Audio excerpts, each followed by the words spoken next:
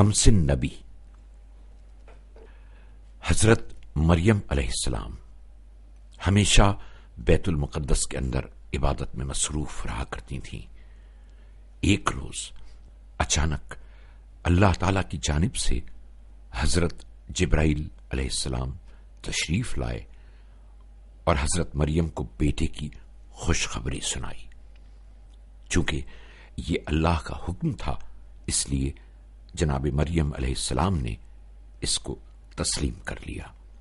چند مہینے بعد جب بچے کی ولادت کا وقت قریب آیا تو حضرت مریم علیہ السلام شہر سے باہر ویرانے میں چلی گئیں جہاں بچے کی ولادت ہوئی۔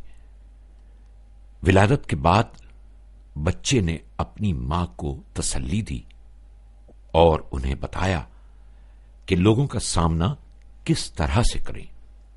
اس کے بعد حضرت مریم نے بچے کو گود میں اٹھایا اور شہر آ گئیں۔ شہر میں آ کر حضرت عیسیٰ علیہ السلام نے اپنی ماں کی پاک دامنی اور اپنی نبوت کی گواہی دی۔ ناصرہ شہر کے لوگ بچے کو بولتا دیکھ کر بہت حیران ہوئے اور اس معجزے کی وجہ سے لوگوں کے اعتراضات ختم ہو گئے۔ اب کوئی بھی حضرت مریم سے بدگمان نہیں تھا۔ یہ عجیب واقعہ بہت جلد مشہور ہو گیا اور لوگ سمجھ گئے کہ یہ بچہ دوسرے بچوں سے مختلف ہے۔ اسی شہر کے کچھ لوگ ایسے بھی تھے جن کو اس معجزے پر یقین نہیں تھا۔ وہ کہتے تھے کہ بی بی مریم کے خاندان والوں نے اپنی عزت بچانے کے لیے خود ہی یہ واقعہ گڑھ لیا ہے۔ وہ لوگ اس بات پر یقین نہیں کرنا چاہتے تھے کہ اللہ تعالی بغیر باپ کے بھی اولاد پیدا کر سکتا ہے۔ حضرت مریم علیہ السلام نے ایسے لوگوں کی باتوں پر کوئی توجہ نہ دی اور اپنے گھر جا کر بچے کی پرورش میں مصروف ہو گئیں۔ حضرت عیسیٰ علیہ السلام بڑے ہوئے تو نبوت کے آثار ان کے چہرے پر صاف نظر آتے تھے۔ وہ اکثر ایسی بات کرتے کہ لوگ حیران ہو جاتے۔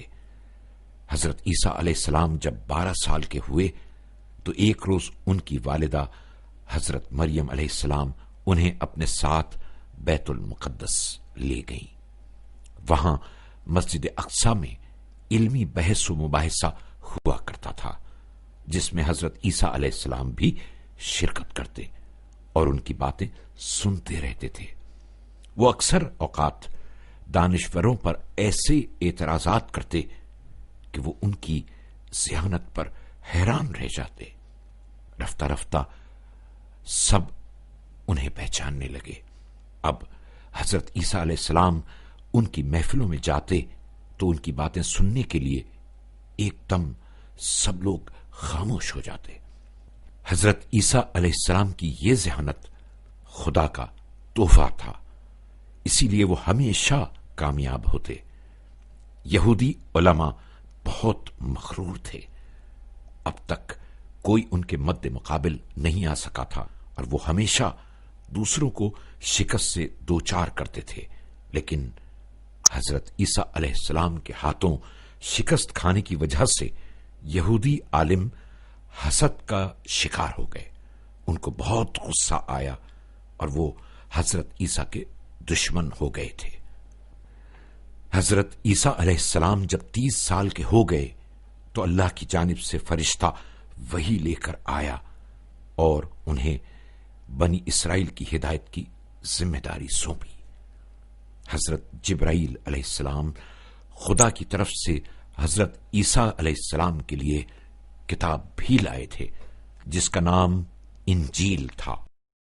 یہودی اور حضرت موسیٰ علیہ السلام کے پیروکار اس زمانے میں منحرف ہو چکے تھے۔ ان لوگوں نے اپنی آسمانی کتاب توریت کی آیات میں تبدیلیاں کر دی تھیں۔ وہ غریبوں اور ناداروں کو مجبور کرتے کہ اپنے پیسے عبادت گاہ میں لا کر ان کے حوالے کر دیں۔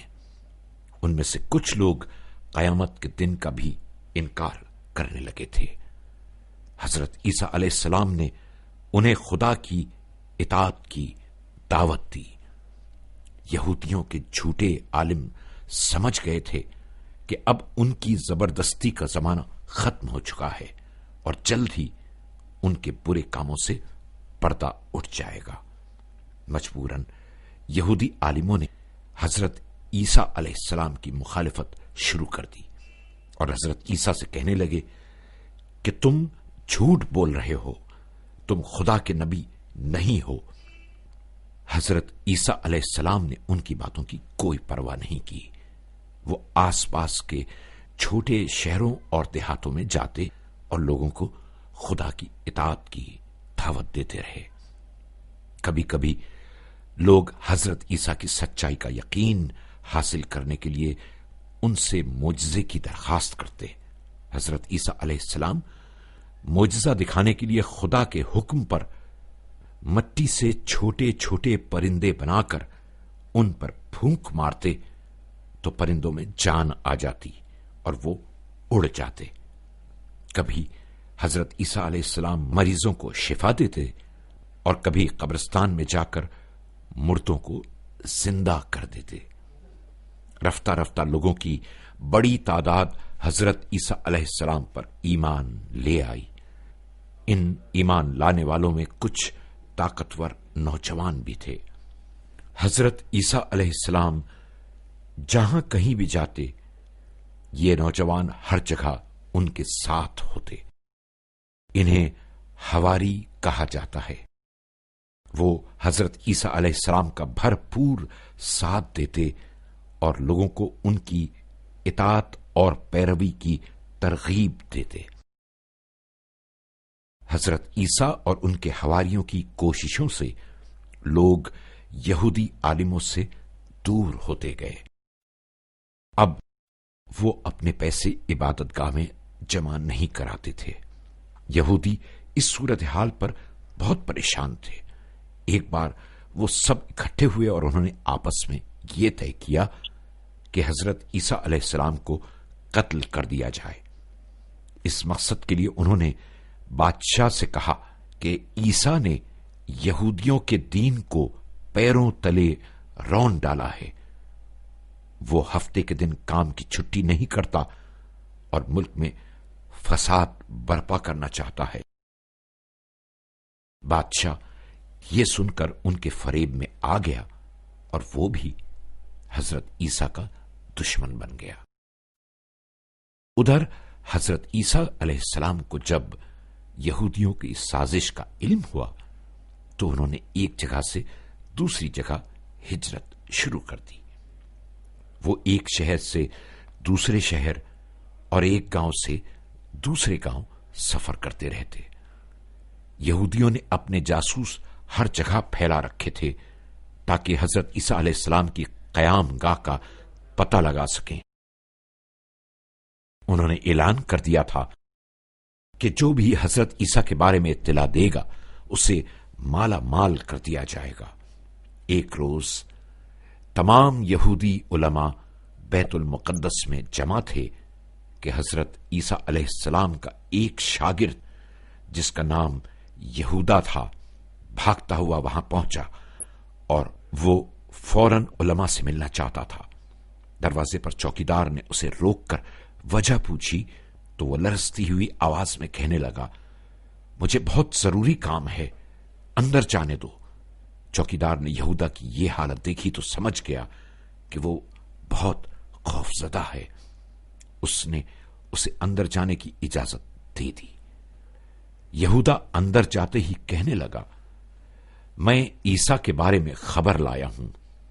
یہودی یہ سن کر بہت خوش ہوئے اور سب نے اسے مالا مال کرنے کے وعدے کیے۔ یہودا نے حضرت عیسیٰ علیہ السلام اور ان کے ساتھیوں کی جگہ بتا دی۔ یہودی عالموں نے فوراً بادشاہ کو اطلاع دی۔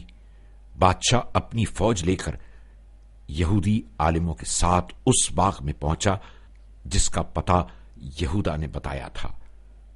یہودا ان سے پہلے ہی باغ میں پہنچ گیا تھا تاکہ دیکھ لے کہ حضرت عیسیٰ وہاں ہیں یا نہیں۔ اسی وقت خدا نے حضرت عیسیٰ علیہ السلام کی مدد کی اور انہیں آسمان پر اٹھا لیا۔ دوسری طرف اللہ تعالی نے یہودا کو سزا دینے کے لیے اس کی شکل حضرت عیسیٰ علیہ السلام جیسی بنا دی۔ اس لیے جب بادشاہ کی فوج باغ میں داخل ہوئی اور حضرت عیسیٰ علیہ السلام کو ڈھونڈنے لگی تو اچانک ایک فوجی نے آواز لگائی، وہ رہا عیسیٰ، وہ رہا۔ اور پھر انہوں نے یہودا کو، جو اب حضرت عیسیٰ کی شکل میں آ چکا تھا، گرفتار کر لیا۔ یہودا اس قدر خوف زدہ تھا کہ اس کی زبان بند ہو گئی تھی اور وہ اپنے دفاع میں کچھ کہہ بھی نہ سکا۔ لوگ اسے کھینچتے ہوئے باغ سے باہر لائے اور اسے سولی پر لٹکا دیا۔ اس طرح اللہ تعالی نے اپنے نبی کی مدد کی اور دشمن کو اس کے کیے کی سزا دی۔